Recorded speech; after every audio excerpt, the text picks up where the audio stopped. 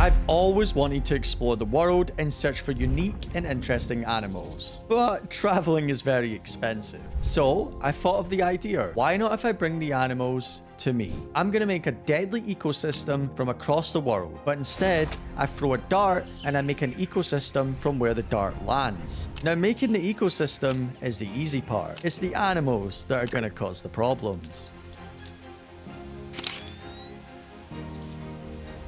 Now let's start with the first ecosystem. It landed right in the center of South America, which is home to some of the deadliest animals in the world. So let's build a miniature rainforest. Now for this build, I'll need moss, plants, and a lot of dirt.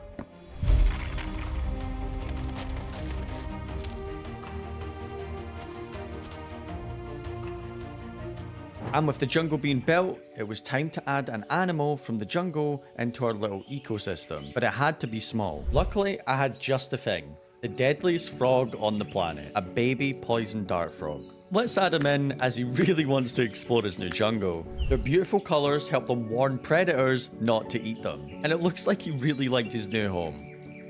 With the jungle being complete, it was time to throw another dart. This one landed in Indonesia, and I have just the idea for this build, but it's gonna get wet. I gathered everything I needed for this build, and I needed a lot of sand.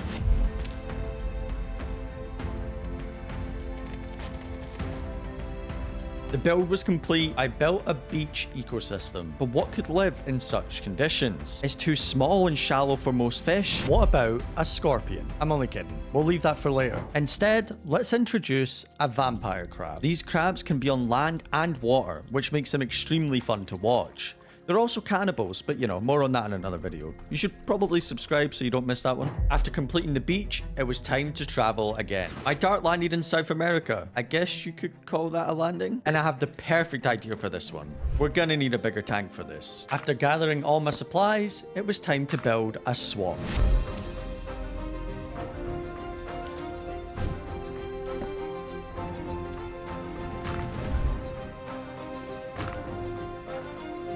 Looking pretty good.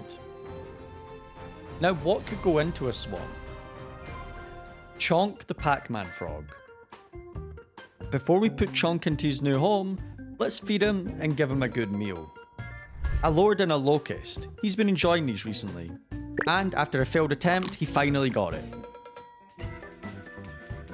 I wanted to give him one more before we put him in his new home. He's always extremely fun to watch when he eats. I think he enjoyed that one. After he ate, I put him into his new home.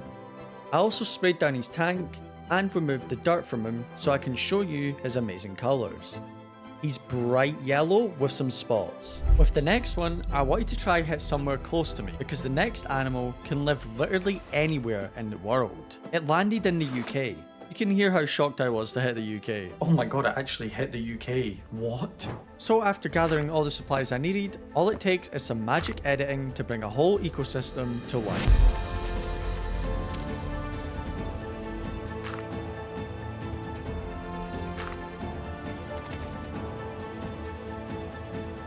I made a grasslands, which is perfect for our new 8-legged friend. Now, what has 8 legs and would be perfect for this enclosure? A jumping spider. These tiny but very cute spiders are some of the most personable and friendly spiders you can get. Not only that, but they have extremely good vision with their 8 eyes. I wanted to give the spider a little welcoming gift. Jumping spiders don't eat big prey. Most of the time, it's just fruit flies and very small crickets. I gave him a fruit fly. As the fruit fly got closer, he noticed it and decided he wasn't hungry and pushed it away. I then put a cricket into his enclosure and it looks like he got it caught in his web. Maybe a meal for later. It was now time to make the last ecosystem. I threw my dart and it landed right in North Africa. So I gathered everything I needed. Sand and a lot of cactus. This was extremely painful.